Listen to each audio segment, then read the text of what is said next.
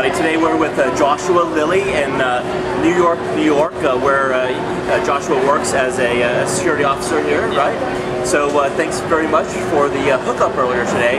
He got us right in front of the line on the roller coaster, so we got scared a little bit, but it was a lot of fun. So thank you for that.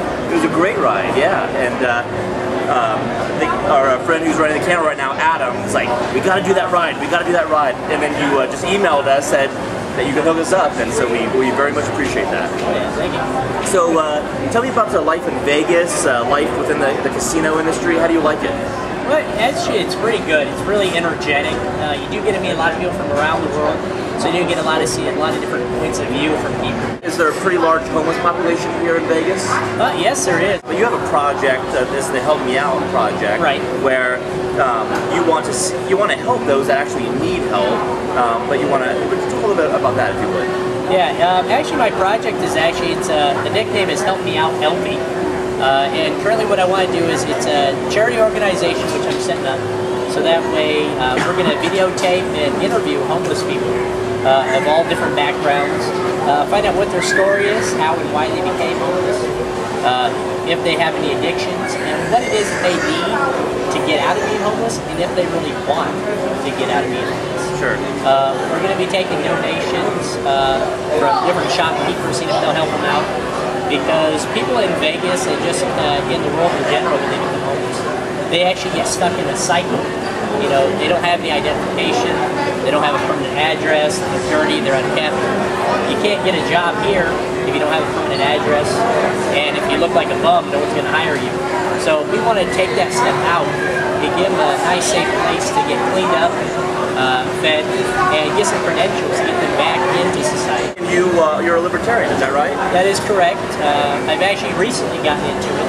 You know, I've kind of run the gamut of the different political backgrounds, and it wasn't until my early 30s, which I'm 33 now, which I actually started getting into the world of politics and worrying about the world around me and how it affects me, whether I participate or not.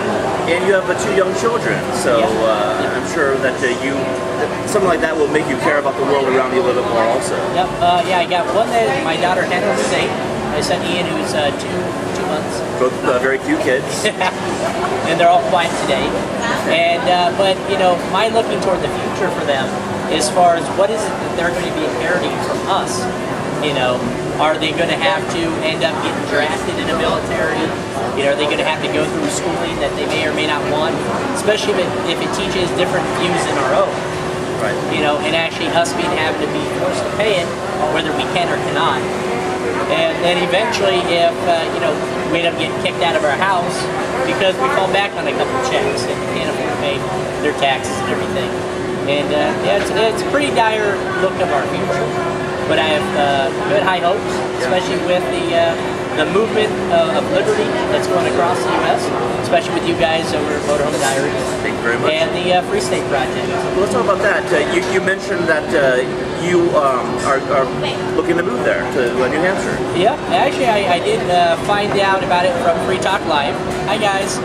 And you know, and from there I've actually been finding different faucets, Girl Crash, Motorhome Diaries, you know, and recently even I've been getting into it.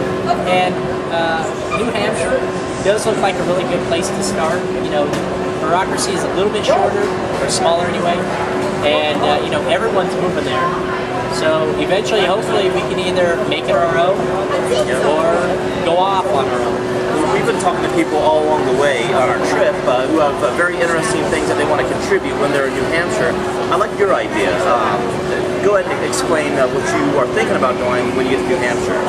Yeah, one of my goals is actually doing like a private security agency, but more on a local level of a neighborhood or a couple streets, to where we're going to reintroduce kind of like a peace officer setting, to where we'll have people that are always on call, and if you have problems, there's someone being a little too loud, and you don't feel like approaching them yourself, you can let us know, we'll go talk on your behalf.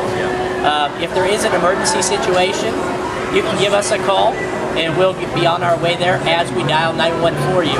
So that way we can be a first responder even before the police get there.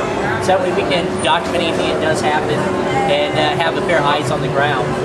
And you know, help you out as we can while trying to get the police involved as little as we can. Because we know if they come over, obviously someone's probably going to go to jail. Right. How can people find out about your projects? Give us some websites. Well, actually, the main site that I have right now is actually just my gaming site, which is gmzsite.com. Stands for Gamers, Mercs, and Zealots. But from there, I'm going to actually have different links to other areas. Joshua, it's a pleasure. Thanks so much. Right over here by Dale. Awesome. Can't get a better spot than that. That's cool. Awesome. Cool. Yeah, so this is where it happens.